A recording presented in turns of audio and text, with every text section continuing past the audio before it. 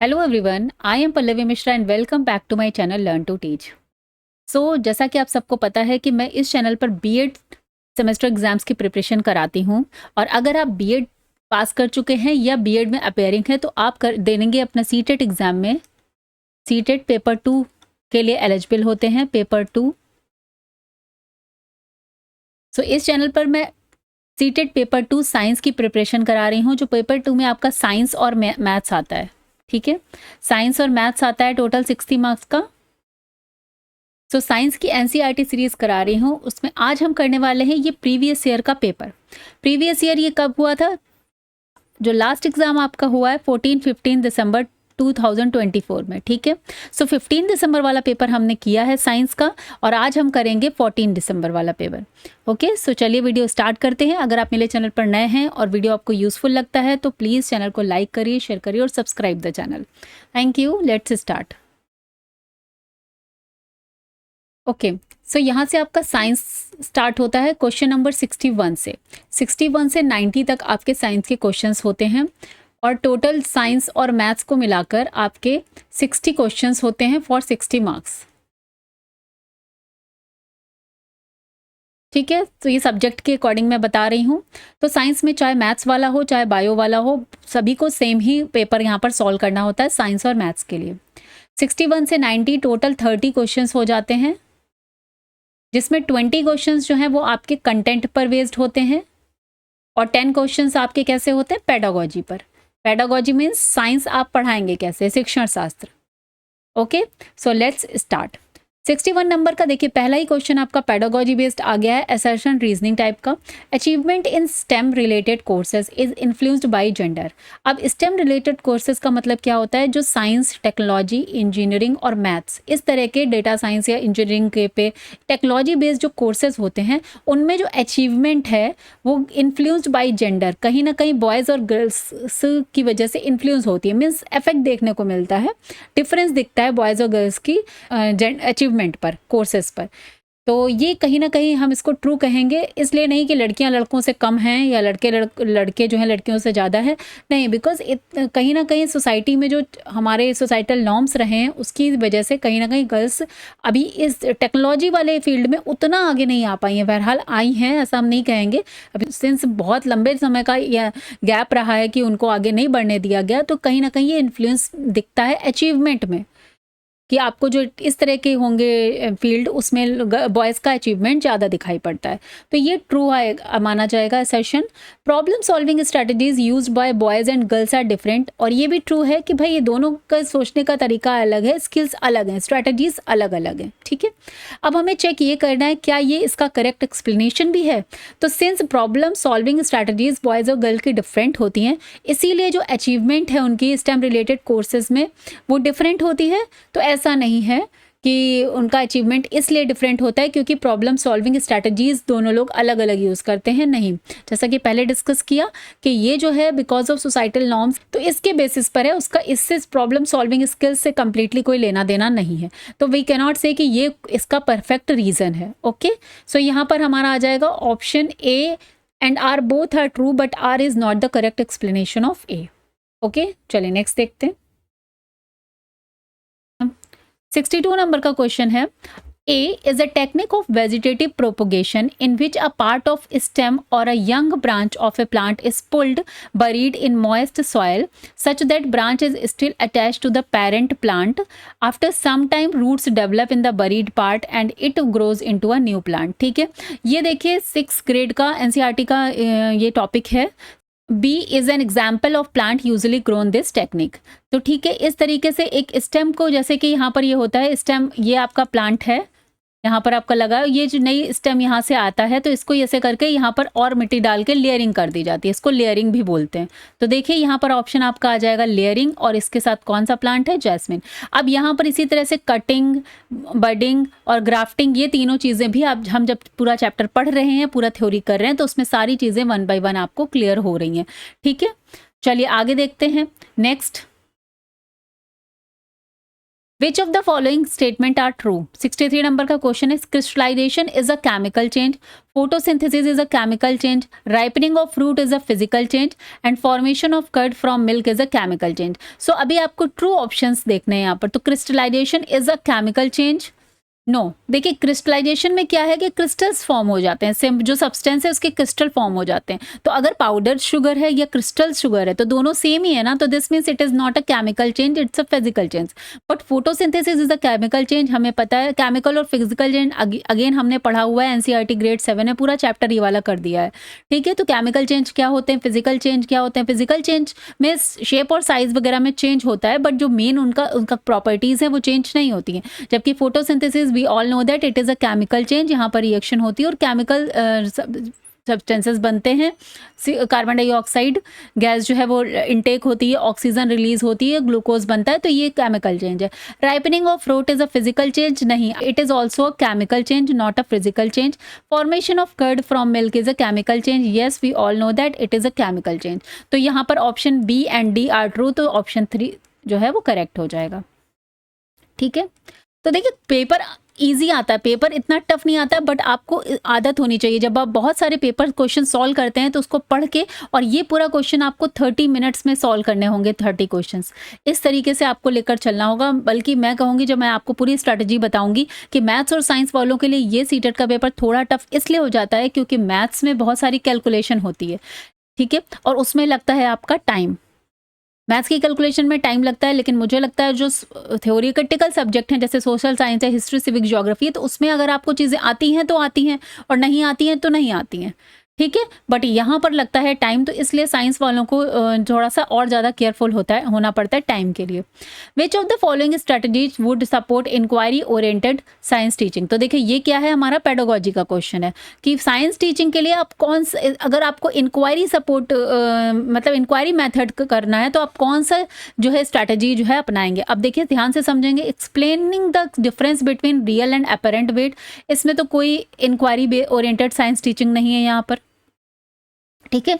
Define and explain Archimedes principal, अब आपने principal define कर दिया, एक्सप्लेन कर दिया, तो इसमें इंक्वायरी ओरिएंटेड सपोर्ट नहीं होगा। आप चारों देखेंगे तब आपको खुद समझ में आ जाएगा। Demonstrating the loss in weight of an object when immersed in water, जब हम वाटर में कोई चीज़ डालते हैं तो लॉस ऑफ वेट, वो सब डिमॉन्स्ट्रेट करना। और लास्ट है engaging students in floating and sinking activities. तो जब आप फ्लोटिंग और सिंकिंग एक्टिविटीज़ में बच्चों को पार्टिसिपेट करवाएंगे, जब एक्टिविटी उनसे करवाएंगे, देन वहाँ पर इंक्वायरी जो based support oriented science teaching होती है वो वहाँ पर इसको जनरेट करे, क्योंकि जब वो खुद करेंगे तो उनकी जो इंक्वायरी है, क्वेरिसिटी है, वो ज़्यादा डेवलप होगी, ठीक है। तो यहाँ पर हमारा ऑप्शन 4 करेक्ट हो जाएगा। Clear? Engaging students in floating sinking activities. और आपको पेडागोजी में हमेशा याद रखना है कि पहली बात तो हमेशा जितना भी हमें टेक्निक लेके चलना है उसमें हमें critical thinking, problem solving skills develop करनी है। तो जहाँ भी एक्टिविटीज़ वाले क्वेश्चन आएंगे तो आपको वो समझ लेना है कि बच्चों को एक्टिविटी करके ही हमें सिखाना है, रट्टा लगवान कर, दिखा के, एक्सप्लेन करके नहीं समझाना, वो उस टीचिंग को अच्छा नहीं माना जाता है। तो जितना ज़्यादा वो फील्ड एक्सपेरिमेंट्स करेंगे, ठीक है, एक्सपेरिमेंट्स के थ्रू, प्रोजेक्ट्स के थ्रू, एक्टिविटीज़ के थ्रू, तो ये सारे वर्ड्स आते हैं, तो ये एक पॉजिटिव वर्ड्स होते हैं और आपको इनको ज़रूर सेलेक्ट करना है, आंसर को देखना है, बस नॉट नहीं होना चाहिए, ठीक है। क्वेश्चन नंबर 65 देखते हैं। A, hormone regulate carbohydrate, protein and fat metabolism in our body. It is secreted by B gland and C in our diet impact of functioning of this gland. ठीक है, तो अगर आपने वो चैप्टर पढ़ा है हार्मोन वाला, ये ग्रेड 8 का है एनसीईआरटी का, जो हम लोग अभी चैनल पे स्टार्ट करने वाले हैं, 7 की सीरीज कंप्लीट हो गई है। सो ए हार्मोन कौन सा है जो कार्बोहाइड्रेट, प्रोटीन और फैट मेटाबॉलिज्म को करता है, ये हमारा आता है थायरॉक्सिन, जो मेटाबॉलिज्म को अवर बॉडी में रेगुलेट करता है। और साथ में सिक्रीट कहाँ से होगा, तो थायराइड ग्लैंड से होगा। और इसके लिए हम लोग क्या करते हैं अपनी डाइट में, थायराइड ग्लैंड को मेंटेन करने के लिए आयोडीन की ज़रूरत होती है। ओके, सो ऑप्शन बी यहाँ पर A4 हो जाएगा, thyroxine, thyroid and iodine. Clear हो गया? Very nice. चलिए moving to the question number 66। चलिए क्वेश्चन नंबर 66 देखते हैं। Which of the following statement is true regarding relative reactivity of metals? अब ये रिएक्टिविटी ऑफ मेटल्स का जो क्वेश्चन है वो आपका ग्रेड 9 का क्वेश्चन है। ओके, सो जो लोग कहते हैं कि 6, 7, 8 की खाली आप एनसीईआरटी पढ़ लीजिए, तो ऐसा नहीं है, आपको ग्राइंड 10th के भी कुछ टॉपिक्स पढ़ने होते हैं। ओके, चलिए रिएक्टिविटी सीरीज अगर आपको याद है तो अच्छी बात है, और नहीं याद है तो डिटेल में हम इस मेटल्स नॉन मेटल के टॉपिक को आगे करेंगे चैनल पर अपनी एनसीईआरटी सीरीज में। अभी मैं आपको इस क्वेश्चन के रिगार्डिंग बता देती हूँ। सबसे ऊपर पोटेशियम आता है, फिर सोडियम आता है, फिर lithium, calcium, magnesium, aluminium, zinc, iron, copper, silver and last में आता है गोल्ड। तो जो सबसे ऊपर है उसकी पोटेशियम को हम लोग के से डिनोट करते हैं। ओके, सो यहाँ पर हमारा ये पूरी सीरीज हो गई है। ओके, अब यहाँ पर देखेंगे हम जो है जो सबसे ऊपर है उसको सबसे ज़्यादा हाईली रिएक्टिव होगा और वो अपने नीचे वाले को रिप्लेस कर सकता है। अब हम यहाँ पर देखते हैं क्वेश्चन क्या कह रहा है। Zinc is more reactive than iron, तो कहाँ पर है जिंक, ये है, और iron yes, but less reactive than aluminium yes. तो ये हमारा पहला स्टेटमेंट तो ट्रू हो गया है। एल्युमिनियम से नीचे है तो दिस मीन्स एल्युमिनियम से रिएक्टेड है बट आयरन से रिएक्टिव है, तो फर्स्ट स्टेटमेंट ट्रू हो गया है। Sodium is more reactive than potassium and calcium, so sodium जो है बीच में है, कैल्शियम तो नीचे है, तो कैल्शियम से ज़्यादा रिएक्टिव है बट पोटेशियम से नहीं है। दिस मीन्स ये स्टेटमेंट रॉन्ग हो गया है। Aluminium is more reactive than magnesium, तो मैग्नीशियम हमारा ये है और एल्युमिनियम नीचे है उसके, this means it is less reactive, तो सी ये ऑप्शन भी रॉन्ग हो गया है। तो यहाँ से हमारा question number option A, only option A is correct. Okay, तो देखिए डायरेक्ट क्वेश्चन था, अगर आपको रिएक्टिविटी सीरीज याद है तो आप इस क्वेश्चन को कर पाएंगे। चलिए देखते हैं आगे। चलिए नेक्स्ट देखते हैं question number 67। Which of the following represents correct matching set in the context of aquatic plants. Okay, so आप एक्वेटिक प्लांट्स वाला ये चैप्टर जो है आपकी ग्रेड 6 से आता है। सो यहाँ पर है लार्ज सर्कुलर लीव्स, तो जो एक्वेटिक प्लांट्स हैं जैसे कि लोटस वगैरह है, तो आपने देखा होगा कि पॉन्ड में ऐसे करके बड़ी सी ग्रीन लीव्स आपको दिखाई पड़ती हैं। ठीक है, तो वो फ्लोट करती रहती हैं। वो किस तरह से हेल्पफुल होती हैं, अब आपको देखना है इसमें से किस चीज़ के लिए वो हेल्पफुल होती हैं। तो यहाँ पर है helpful in protecting against decay, helpful in offering resistance to water current, helpful in providing buoyancy. तो यहाँ पर यही आएगा option third, helpful in providing buoyancy. Means आप जो वाटर का जो ऊपर का हमारा वो क्या कहते हैं फोर्स लग रहा है, बायोंट फोर्स लग रहा है, उसको ये मेंटेन करते हैं, प्रोवाइड करते हैं अगर एरिया बड़ा होगा। ठीक है, वैक्स कोटिंग हमारा क्या हेल्प करेगा, हेल्प इन प्रोटेक्टिंग जो है अगेंस्ट डिके, क्योंकि पूरे टाइम बड़े लीव्स को पानी में रहना है, तो पानी में रहने के लिए एक वैक्सी कोटिंग होती है जिससे पानी से पत्तियां सड़ ना जाए। तो नेक्स्ट है stems have large tunnels and holes. तो अब ये क्या है, आपने देखा होगा जो लोटस प्लांट होता है उसकी जो हमने लोग इसकी सब्जी भी बनाते हैं वो आती है जो इसका स्टेम है उसकी, तो ये इससे क्या होते हैं, हॉलो होते हैं, टनल लाइक स्ट्रक्चर होती है। तो ये किस चीज़ में हेल्प करती है, help in staying afloat, float करने में हेल्प करती है। ठीक है, अगर बहुत ज़्यादा रिजिड होगा तो टूट ही जाएगा। और लास्ट में क्या है, ribbon like leaves. Ribbon like leaves होती हैं बहुत पतली पतली, किसी किसी एक्वेटिक प्लांट में होती हैं, जो क्या होता है कि water helpful in offering resistance to water current. जो तेज बहाव से पानी आएगा तो वो इससे कट के आगे निकल जाएगा, मीन्स ये रेजिस्टेंस नहीं करेंगे जो वाटर करंट्स का आता है। ओके, सो इस तरह से ऑप्शन हमारा लार्ज का थर्ड हो गया, इसका थर्ड हो जाएगा, वैक्सी कोटिंग वाले का फर्स्ट हो जाएगा, डीके से बचाते हैं, स्टेम हैव लार्ज इसका फोर्थ हो जाएगा, और हमारा डी का हो जाएगा सेकंड। तो यहाँ पर ऑप्शन ए करेक्ट हो जाएगा 1। चलिए नेक्स्ट देखते हैं क्वेश्चन नंबर 68। क्वेश्चन नंबर 68 देखते हैं। The following activities is done in the class 8th। Okay, students are given iron bars out of which 2 are bar magnets. तो 2 आयरन बार्स 4 दिए गए हैं, टोटल 4 दिए गए हैं। ठीक है, आयरन के बार्स, उसमें से 2 क्या हैं, बार मैग्नेट्स हैं। They are asked to identify the bar magnets. Which of the following process skills can be promoted through this activity? देखिए ये है आपका पैडागोजी का क्वेश्चन। किसका है, पैडागोजी का क्वेश्चन है। तो चलिए देखते हैं, अगर बच्चों को 4 बार मैग्नेट दे दिएगा, उसके बाद उनसे बोला गया कि आप इसमें से दो बार मैग्नेट्स हैं उनको पहचानिए, अगर उनको 4 आयरन बार्स दिए गए, तो अब इसमें बच्चे क्या करेंगे, ऑब्जर्व करेंगे। ठीक है भाई, देखेंगे, एस्टिमेशन। अब देखिए इन 4 को देख के एस्टिमेशन क्या कर सकते हैं, कुछ भी नहीं हो सकता। एक्सपेरिमेंटेशन, इसमें एक्सपेरिमेंट क्या करेंगे, कंट्रोलिंग वेरिएबल्स, इसमें ऐसा कोई कंट्रोलिंग वेरिएबल नहीं है। ऑब्जर्वेशन करेंगे, ठीक है। फॉर्मुलेटिंग, फॉर्मूला इसमें क्या निकालने वाला बात है। हाइपोथेसिस की इसमें क्या ही जरूरत पड़ने वाली है। बेसिकली क्या हो सकता है, वो इन 4 को देखकर इनको ऑब्जर्व करके क्लासीफाई करेंगे कि 2 में कोई कौन से 2 मैग्नेट्स हैं और कौन से 2 आयरन बार हैं। और लास्ट में क्या है, इन्फरिंग करेंगे, मतलब निष्कर्ष निकालेंगे। तो बेसिकली आ गया ऑब्जर्वेशन, क्लासिफिकेशन एंड इन्फरेंस। ये आपका ऑप्शन 3 यहाँ पर करेक्ट हो जाएगा। नेक्स्ट देखते हैं question number 69।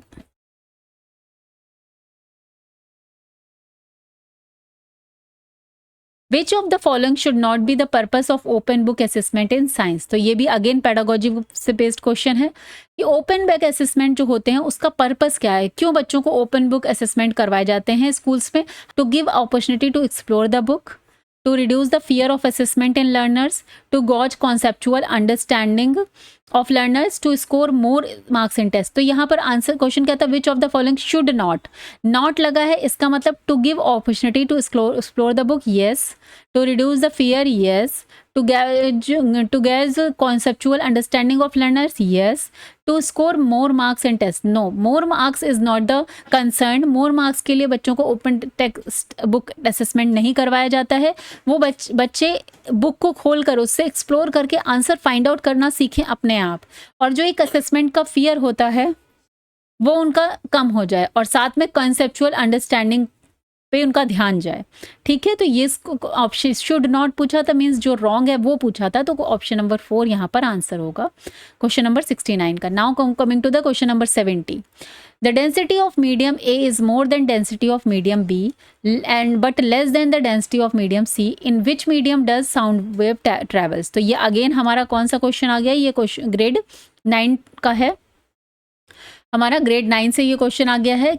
Okay, so density of medium A is more than B but less than C. Okay, तो सबसे जिसकी ज़्यादा डेंसिटी होगी साउंड जो है उसी में सबसे ज़्यादा ट्रैवल करेगी। ठीक है, जैसे कि सॉलिड में आप देखते हैं अगर आप किसी चीज़ से बजाएंगे तो साउंड उसमें सबसे ज़्यादा आएगी। ओके, सो इस तरह से ऑप्शन सी यहाँ पर करेक्ट हो जाएगा। ऑप्शन सी मीन्स जिस मीडियम की डेंसिटी ज़्यादा है उसी में साउंड ट्रैवल फास्ट होगा। चलिए क्वेश्चन नंबर 71 देखते हैं। Complete the following table. अब देखिए ये अगेन क्वेश्चन नंबर, ये 9th या 10th का आपका एनसीईआरटी का क्वेश्चन है, एटॉमिक नंबर से आया हुआ है। एटॉमिक नंबर से अगर देखिए सबसे पहले क्या है, एटॉमिक नंबर है, आपको ये पूरी यहाँ पर फिलअप करनी है। तो अब अगर हमें ये पता होगा पूरा concept, atomic number, atomic mass क्या है, number of electron, number of protons, number of neutrons कैसे होते हैं, तो आप ये क्वेश्चन को बहुत ईजिली कर पाएंगे। चलिए समझते हैं। एटॉमिक नंबर अगर 9 है, this means it is equal to number of proton. ठीक है, तो अगर ये 9 है तो ये भी हमारा 9 हो जाएगा, और जितने प्रोटॉन्स होते हैं उतने ही इलेक्ट्रॉन्स होते हैं, तो ये भी हमारा 9 हो जाएगा। और मास नंबर क्या होता है, प्रोटॉन्स और न्यूट्रॉन्स का सम। तो प्रोटॉन 9 है, न्यूट्रॉन्स 10 है, तो ये ए हमारा 19 हो जाएगा। तो यहाँ से हमें ए बी सी 3 का आंसर मिल गया है। Now coming to the next, हमने समझा कि नंबर ऑफ प्रोटॉन्स और number of atomic number same होता है, तो ये अगर 12 है तो ये भी 12 हो जाएगा, इलेक्ट्रॉन्स भी 12 हो जाएंगे, और हमारा न्यूट्रॉन्स सिंस ये 24 है तो प्रोटॉन में 24 को माइनस करेंगे तो ये भी हमारा 12 हो जाएगा। तो आंसर हमारा क्या हो जाएगा, 9 19 9 9 12 12 12, ऑप्शन 3 यहाँ पर करेक्ट हो जाएगा। ठीक है, चलिए आगे बढ़ते हैं। अब आ गया हमारा 72 क्वेश्चन। देखिए आपको क्वेश्चंस कैसे इजी हैं, बट आपको कॉन्सेप्ट अगर अच्छे से पता है तो आप कर पाएंगे। अब देखिए नेक्स्ट आ गया हमारा असर्शन रीजनिंग का question. Convex mirrors are used as rear view mirrors in vehicle. ठीक है भाई, ये सही बात है, किए जाते हैं। They form erect and enlarge image. तो अब रीजन यहाँ पर 2 दिए गए हैं, इसलिए उनको यूज किया जाता है क्योंकि वो जो है सीधा और बड़ा इमेज बनाते हैं, या they have wider field of view. तो किस इनमें से कौन सा रीजन सही है, अब आपको ये समझना है कि कॉन्वेक्स मिरर को इसलिए हम यूज़ नहीं करते हैं रियर व्यू मिरर में, जो व्हीकल्स में एक साइड में मिरर होता है तो उससे हम लोग पीछे से आने वाली चीज़ों को देखते हैं। ठीक है, पीछे से जो भी व्हीकल आ रहा है वो हम देख रहे हैं। तो अब इसका मतलब क्या है कि इस मिरर को क्यों बनाया जाता है, इसलिए तो नहीं बनाया जाता ना कि पीछे वाले व्हीकल्स का बड़ा सा सीधा तो आएगा ही, इरेक्ट का मतलब सीधा सीधा इमेज तो आता है, लेकिन इनलार्ज इमेज के लिए हम लोग नहीं बनाते हैं। They have wider field of view, इसकी वजह से जो पीछे का है वो लार्ज व्यू आता है हमें। ठीक है, सो यहाँ पर ये रॉन्ग हो जाता है और ये ट्रू हो जाता है और ये भी ट्रू हो जाता है। तो और इसीलिए हम लोग कॉन्वेक्स मिरर में रियर व्यू मिरर का यूज भी करते हैं। तो यहाँ पर आ जाएगा हमारा option 4, A is true, only R2 is the correct explanation for a. चलिए नेक्स्ट क्वेश्चन देखते हैं। क्वेश्चन नंबर 73 है हमारा। यहाँ पर स्टेटमेंट 1 दिया हुआ है, self pollination can take place only in bisexual flowers. Bisexual flowers का मतलब जिसमें आपके मेल और फीमेल दोनों रिप्रोडक्टिव प्लांट जो पार्ट्स ऑफ द फ्लावर हैं वो प्रेजेंट है। ओके, चलिए ठीक है। Cross pollination can take place only in unisexual flowers. अब क्रॉस पॉलिनेशन जो है वो सिर्फ यूनिसेक्सुअल मतलब एक फ्लावर है जिसमें आपका फीमेल पार्ट है और एक फ्लावर है जिसमें मेल पार्ट है, खाली उसी में क्रॉस पॉलिनेशन हो सकता है। तो हमें इन दोनों स्टेटमेंट को चेक करना है।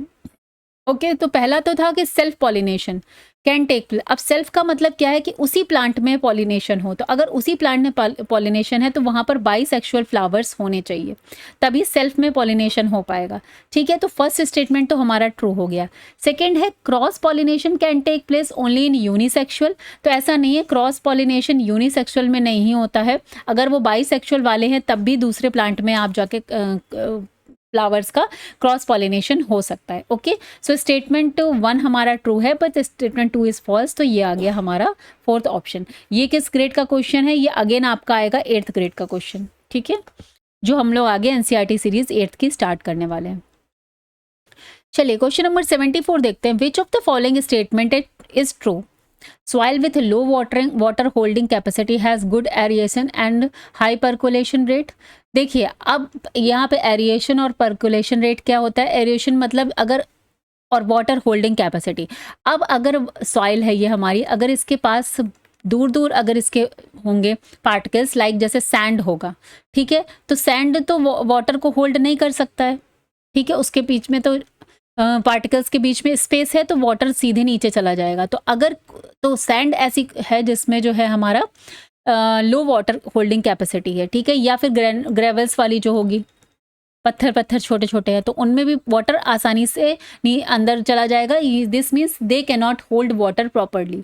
अब अगर ये होल्ड वाटर प्रॉपरली नहीं कर सकते हैं, सैंड हो गई हमारी या फिर ग्रेवल्स हो गए, तो दिस मीन्स इनके अंदर हवा जाने के भी चांसेस अच्छे हैं। दिस मीन्स एरिएशन भी अच्छा होने वाला है। और परकुलेशन का मतलब भी यही होता है कि हाई रेट वाटर सीप अच्छे से हो जाएगा, सीपिंग अंदर से हो जाएगी।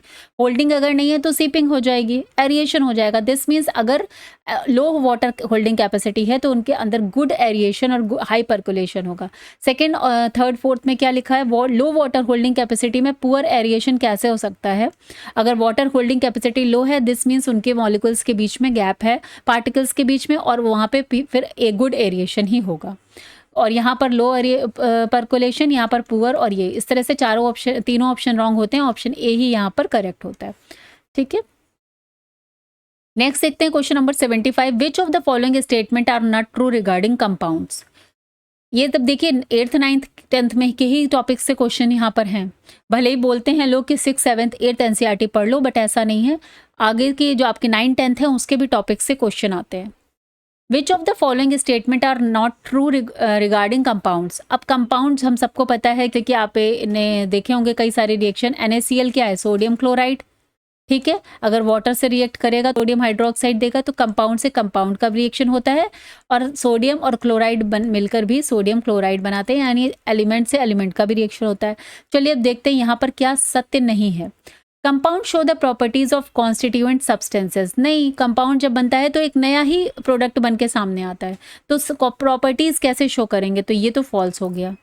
Only elements can react to form compounds, ऐसा नहीं है। कंपाउंड से कंपाउंड भी रिएक्ट करके नया कंपाउंड बनाते हैं, जैसा कि एग्जांपल मैंने दिया अभी। The composition of each compound is always fixed, ऐसा भी नहीं है। हमें यस ये तो हमेशा फिक्स्ड ही होने वाला है। कंपोजिशन जैसे कि अभी बताया कि H2O है तो हाइड्रोजन के 2 एटम्स और ऑक्सीजन का 1 एटम मिलकर ही वाटर का कंपाउंड बनेगा। ठीक है, तो दिस मीन्स हमेशा जो उनका कंपोजिशन होगा वो फिक्स्ड ही होगा। सोडियम क्लोराइड है या सोडियम हाइड्रोक्साइड है या कोई भी है। ठीक है, तो दिस मीन्स ये तो हमारा ट्रू हो गया। And compounds can be separated by physical and chemical methods. तो कंपाउंड को फिजिकल और केमिकल मेथड्स से हम लोग सेपरेट कर सकते हैं, ये फॉल्स है। कंपाउंड को हम फिजिकल केमिकल मेथड से सेपरेट नहीं कर सकते हैं। ठीक है, हम लोग उनमें केमिकल रिएक्शंस ही करवाते हैं, बट ऐसा नहीं है कि उनको अलग कर लें। तो यहाँ पर हमारा A, B और D तीनों ही फॉल्स हो गए हैं, तो यहाँ पर ऑप्शन हम चेक कर लेते हैं। A, B और D फॉल्स हो गया। ऑप्शन 4 यहाँ पर करेक्ट हो जाएगा। क्वेश्चन नंबर 76 देखते हैं। Which of the following statement are true in the context of respiration in whales and dolphins? ठीक है, तो चलिए रेस्पिरेशन के कॉन्टेक्स्ट में कौन सा क्वेश्चन सही है देखते हैं। They can not use dissolve oxygen, हमें ट्रू देखना है। They can not use dissolve oxygen, yes ये नहीं, वो नहीं करते क्योंकि व्हेल्स और डॉल्फिन्स दोनों मैमल्स में आते हैं और ये लंग्स का यूज़ करते हैं, ठीक है। तो ये डिज़ोल्व ऑक्सीजन तो वो लोग लेते हैं जो जिनके पास गिल्स होता है, जैसे फिश है, ठीक है। तो वो डिज़ोल्व ऑक्सीजन को लेते हैं। ये हमने पूरा 7th की एनसीईआरटी जो की है उसमें क्वेश्चन किया हुआ है लाइफ प्रोसेस इन एनिमल्स में। तो दे कैन नॉट गिव, तो ये हमारा ट्रू हो गया। दे हैव गिल्स, फॉल्स हो गया। दे हैव लार्ज नॉस्ट्रिल्स, ये हमारा ट्रू हो गया। नॉस्ट्रिल्स होते हैं क्योंकि लंग्स से के थ्रू वो ब्रीथ करते हैं। They often come up to the water surface to breathe, तो ये भी ट्रू हो गया क्योंकि वो आपने देखा होगा वेल्स को, डॉल्फिन्स को ऊपर आते हैं, छलांग लगाते हैं, तो बेसिकली वो क्या करते हैं, वो ब्रीथ करने के लिए ऊपर आते हैं। तो यहाँ पर हमारा ए सी डी तीनों ट्रू हो गए हैं, तो ए सी डी ऑप्शन 3 यहाँ पर करेक्ट हो गया। चलिए नेक्स्ट क्वेश्चन देखते हैं, question number 77। Which of the following have the most scope of promoting art integrated learning in science. तो अगेन ये हमारा पेडागोजी का क्वेश्चन हो गया कि इनमें से कौन सा जो है वो आर्ट इंटीग्रेटेड लर्निंग जो होती है, आजकल स्कूल्स में आर्ट इंटीग्रेटेड प्रोजेक्ट्स बहुत ज़्यादा दिए जाते हैं, जिसमें टॉपिक आपका साइंस का होगा, एसएस का होगा, लेकिन आर्ट इंटीग्रेटेड मतलब उसको थोड़ा सा प्रोजेक्ट फॉर्म में, पोर्टफोलियो फॉर्म में, या उसमें तरह तरह के पिक्चर्स के थ्रू, मॉडल के थ्रू, इस तरीके से उसको कम बनाना। तो अब यहाँ पर जनरल राइटिंग और फील्ड ट्रिप्स का कोई लेना देना नहीं है। पोर्टफोलियो और एनेक्टेडोटल रिकॉर्ड्स का कोई लेना देना नहीं है। पोर्टफोलियो तो है, बट एनेक्टेडोटल रिकॉर्ड्स तो वो रिकॉर्ड होते हैं जो टीचर बच्चों को ऑब्जर्व करके बनाती है। तो यहाँ पर प्रोजेक्ट्स एंड पोर्टफोलियो और लास्ट में एनेक्टेडोटल, तो एनेक्टेडोटल ऐसे ही गलत हो जाएंगे ये दोनों। और जनरल तो राइटिंग है सिंपल, उसमें आर्ट इंटीग्रेटेड का कोई रोल नहीं है, फील्ड ट्रिप्स भी नहीं। तो यहाँ पर आ जाएगा ऑप्शन 3 हमारा करेक्ट हो जाएगा। प्रोजेक्ट्स और पोर्टफोलियो, इन दोनों में बच्चे आर्ट का यूज़ करके, तरह तरह के पोस्टर्स को यूज़ करके, स्केचेस को यूज़ करके और तरह तरह को डेकोरेट करके अपने प्रोजेक्ट्स को बनाते हैं about the related to the particular topic. Okay, तो यहाँ पर ऑप्शन 3 हमारा करेक्ट हो गया। क्वेश्चन नंबर 78 अगेन देखते हैं।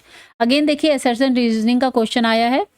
Nichrome is used as a heating element. ये इलेक्ट्रिसिटी चैप्टर आपका ग्रेड 9th या 10th में किसी का है, एग्जैक्ट मुझे याद नहीं है, 9th या 10th में किसी का है, वहाँ से क्वेश्चन आया हुआ है। Nichrome is used as a heating element in device like electric toaster and electric geyser. तो ये तो ट्रू है भाई, नाइक्रोम का ही यूज़ किया जाता है। Nichrome has high melting point and low resistivity, तो ये लो रेजिस्टिविटी तो रॉन्ग हो गया है, ठीक है, क्योंकि नाइक्रोम का हाई मेल्टिंग पॉइंट होता है तभी तो उसको जो है हीटिंग डिवाइसेस में, इलेक्ट्रिक टोस्टर और उसमें यूज़ किया जाता है। बट रेजिस्टिविटी इसकी हाई होती है, लो नहीं होती है। हाई रेजिस्टिविटी होती है तभी तो वो वहाँ पर हीटिंग इफेक्ट को क्रिएट करता है, रेजिस्ट करके जो करंट जा रही है उससे। तो option A true and R reason R false. तो A is true, R is false. Next देखते हैं question number 79। Which of the following statement is true regarding the function of bile juice. Bile juice हमने पढ़ा हुआ है, life process in animals, जो हमने किया था अभी एनसीईआरटी ग्रेड 7 वाली सीरीज जो हमने कंप्लीट की है, उसमें बाइल जूस के बारे में पढ़ा था। डाइजेस्टिव क्या सही है इसके बारे में। It makes the partially digested food coming from stomach alkaline. Yes बिल्कुल ट्रू, ये हमने पढ़ा हुआ है, एनसीईआरटी की लाइन है कि जो स्टमक से फूड आता है वो HCl से मिलकर एसिडिक होता है, तो उसको हमें न्यूट्रल करने के लिए बाइल जूस एक जो बेसिक है वो उसमें मिलता है जाके, ठीक है, सो उसको न्यूट्रलाइज करता है। तो alkaline from stomach alkaline, it makes the partially digested food coming from stomach alkaline, ठीक है। It helps in digestion of fats, और ये भी करेक्ट है। तो यहाँ पर आपका A and B both are true हो जाएंगे।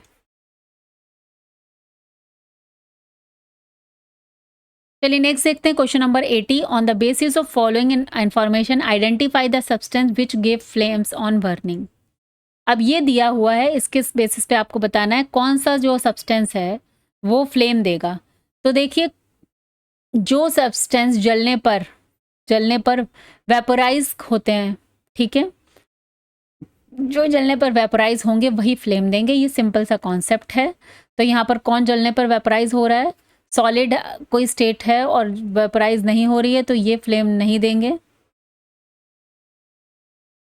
लिक्विड है लेकिन जलने पर वेपोराइज हो रही है, तो ये फ्लेम देंगे। और ये सी जो है सब्सटेंस सॉलिड है और जलने पर वेपोराइज दे रहा है, तो ये भी फ्लेम देगा। और लिक्विड सॉलिड लिक्विड से है नहीं कनेक्शन कोई, अगर वेपर निकल रही है दिस मीन्स वो फ्लेम देंगे। तो बी और सी, तो यहाँ पर बी और सी आपका करेक्ट हो गया है, ठीक है। चलिए आगे बढ़ते हैं क्वेश्चन नंबर 90 की ओर। 81 क्वेश्चन है आपका। Arteries have thick and elastic walls, यहाँ पर वॉल्स है, थोड़ा मिसप्रिंटिंग है, यहाँ देख लेते हैं। शिराओं की तुलना में धमनियों की मोटी और प्रत्यास्थ भित्तियां होती हैं, तो walls as compare to veins. ठीक है, तो शिरा मीन्स वेन्स और धमनी मीन्स आर्टरीज, तो होती है भाई, ये तो ट्रू है, हमें पता है। The pressure of blood flow in arteries is low as compare to veins, ये फॉल्स है, बिकॉज इसीलिए तो प्रेशर हाई होता है कंपेयर टू वेन्स, तभी तो वो इसकी जो वॉल्स हैं वो थिक होती हैं और इलास्टिक होती हैं। तो आपका यहाँ पर ये हो जाएगा ए ट्रू है but R is false. Okay, so 81 question का आंसर ये हो गया है। ये हमारा जो है आपका 9th या 10th की बायो का क्वेश्चन है ये अगेन हमारा 9th का क्वेश्चन है। The बॉइंट force of an object emerge in liquid act in, हमेशा अपवर्ड डायरेक्शन में। जब आप पानी देखिए बॉइंट फोर्स कहाँ पर लगता है, पानी में। जैसे ये फोर्स पानी का कहाँ होता है, ऊपर की डायरेक्शन में अगेंस्ट ग्रेविटी नीचे, और ये बॉयंस्ट फोर्स हमारा ऊपर की डायरेक्शन में लगता है। तो ये तो बहुत ही ईजी क्वेश्चन था, अपवर्ड डायरेक्शन। क्वेश्चन नंबर 83 देखते हैं। Which of the following question is a divergent question, again pedagogy का क्वेश्चन आ चुका है। डाइवर्जेंट का क्वेश्चन मतलब होता है एक क्वेश्चन से आप बच्चे को आप डाइवर्ज थिंकिंग के लिए फोर्स को मजबूर कर सके, वो तरह तरह से सोच सके, मतलब वो क्रिटिकल थिंकिंग करे।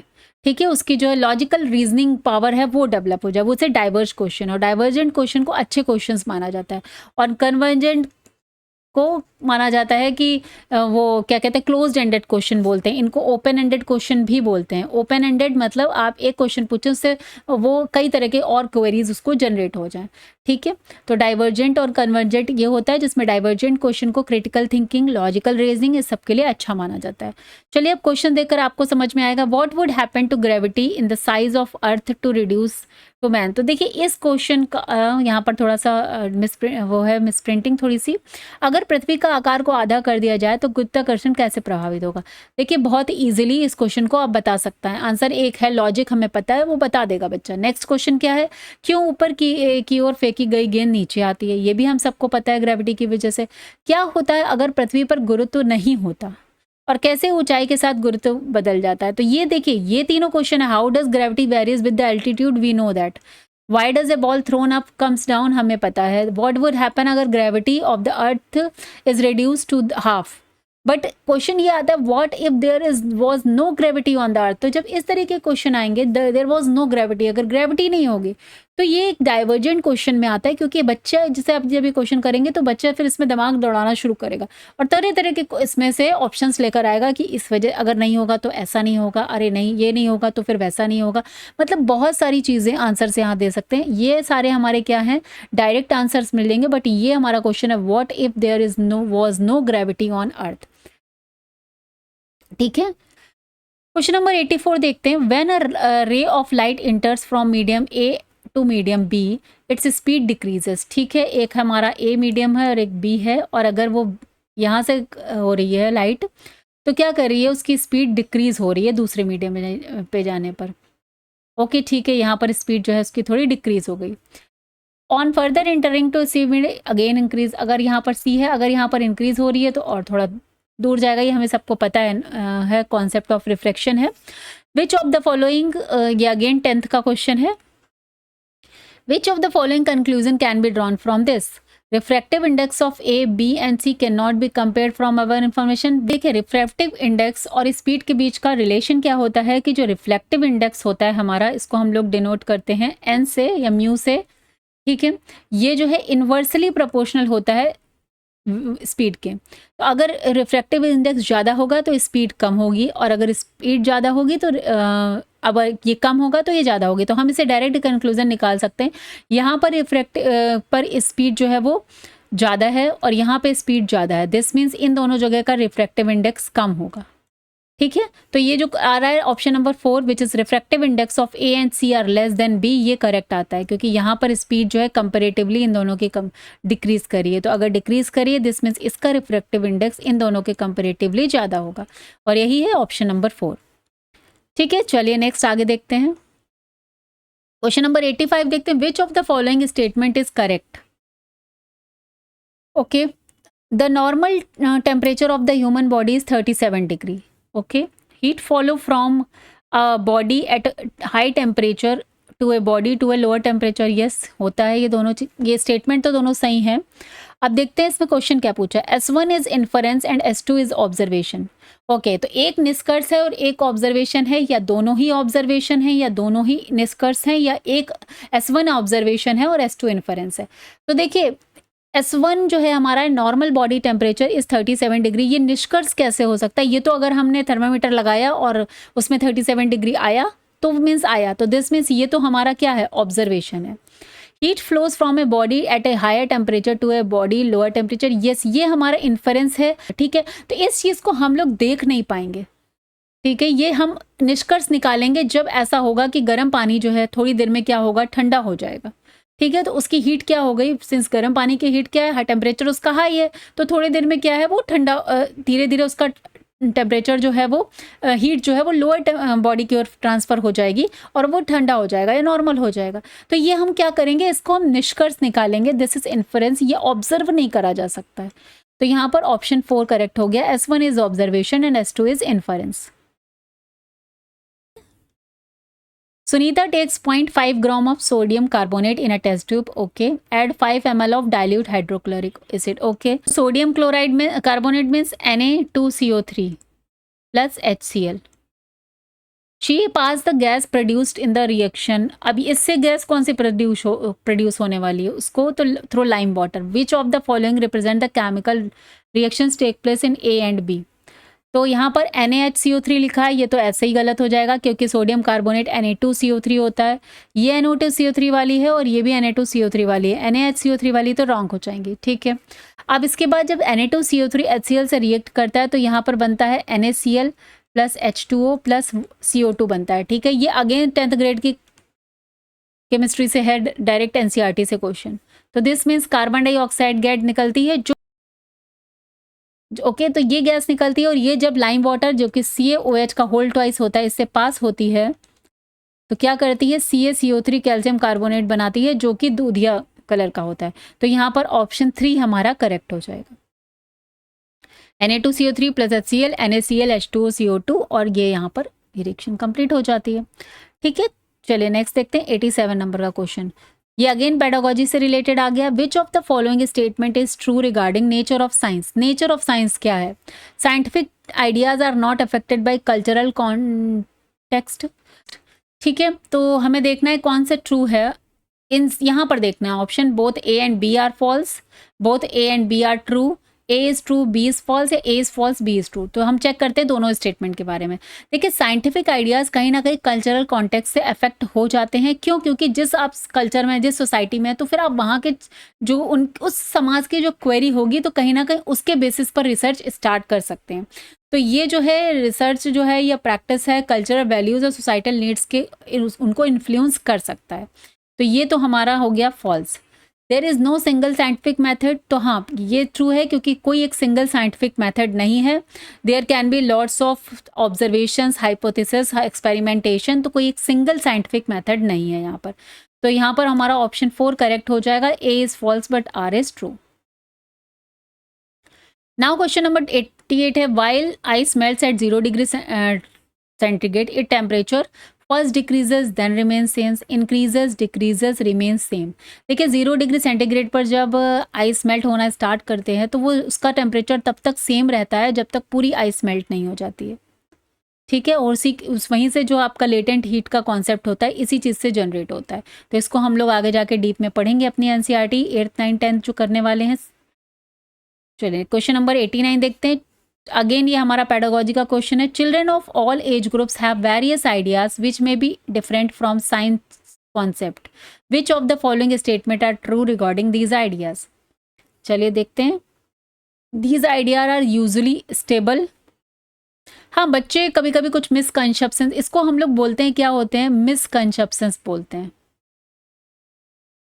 ठीक है। जैसे कि आप देखिए जब बच्चे जो हैं छोटे होते हैं और वो गाड़ी में जा रहे हैं तो साथ में चंद्रमा अगर जो बगल की चीज़ें हैं स्टेशनरी ऑब्जेक्ट्स हैं वो उनको मूव करती हुई दिखाई पड़ती है तो वो ये मान लेते हैं कि हाँ ये चल रहा है साथ में, ठीक है। लेकिन एग्जैक्टली तो वो चल नहीं रहा है ना, तो वो बच्चों के जो होता है वो ये कॉन्सेप्ट को मान लेते हैं कि हाँ चंद्रमा साथ में चल रहा है, ये पेड़ भी मूव कर रहे हैं, तो इसे बोलते हैं मिसकंसेप्शंस।